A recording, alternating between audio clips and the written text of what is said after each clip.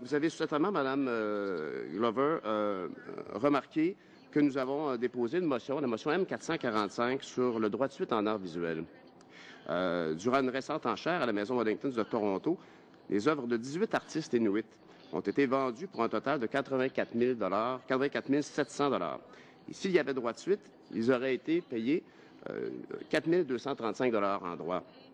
Il est temps de combler cette lacune en intégrant le droit de suite sur la revente des œuvres artistiques à la loi canadienne sur le droit d'auteur, comme ça a été fait dans plus de 69 pays.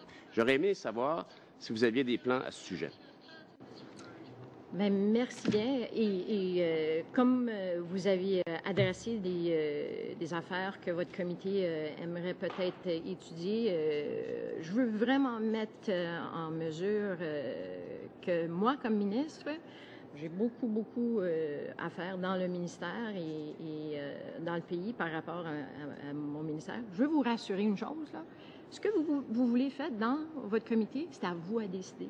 Alors, j'apprécie que vous avez mis des motions, mais moi, j'interfère pas avec ça. Par rapport à votre question sur la motion qui a été mise devant la Chambre des communes, premièrement, ministre Moore était responsable dans un autre temps à mettre de l'avance cet enjeu, évidemment, quand il parlait du droit de l'auteur. C'est certain qu'il a pris des mesures pour avancer ce dossier. Il va avoir la revue dans 5 ans, ce qui pourrait inclure ce que vous venez justement d'adresser.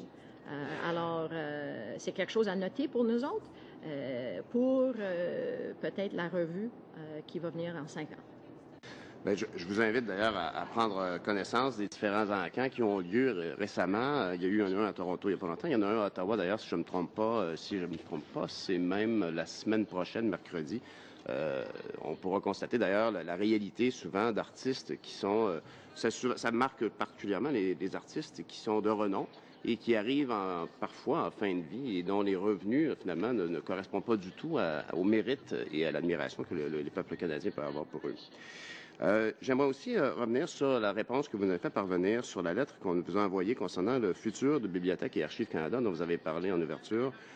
Malheureusement, dans la réponse, je comprends très bien, le mandat vient tout juste de commencer, mais il n'y a aucun commentaire sur la démarche consultative qu'on avait faite auprès du milieu archivistique, auprès des gens qui sont concernés par ça et qui avaient exprimé clairement leurs souhaits, leurs critères pour la sélection du candidat qui dirigera éventuellement ce secteur, l'Archiviste général du Canada. Est-ce que il y a des développements là-dessus relativement aux candidats et aux critères de sélection de ces candidats?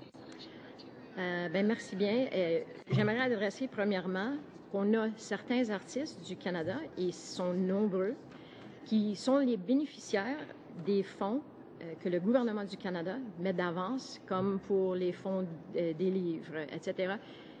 Sans ces fonds, ils n'auraient pas la chance de gagner les salaires qu'ils sont en train de gagner, et ils font très bien. On est bien fiers d'eux, et ils reçoivent les richesses de leur talent. Alors, il y en a qui font pas aussi bien que d'autres, mais encore une fois, on va les appuyer avec les fonds qu'on a. Mais pour les archives? Oui. Mais tu avais adressé en premier le sujet des artistes qui ne font pas assez d'argent. Mais il y en a qui font beaucoup plus d'argent que ceux-là, et on regarde l'entier.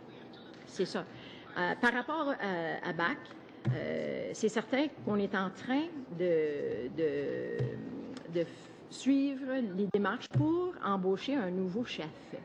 Et les démarches sont rendues au point où on me dit qu'on a des finalistes et ça s'avance.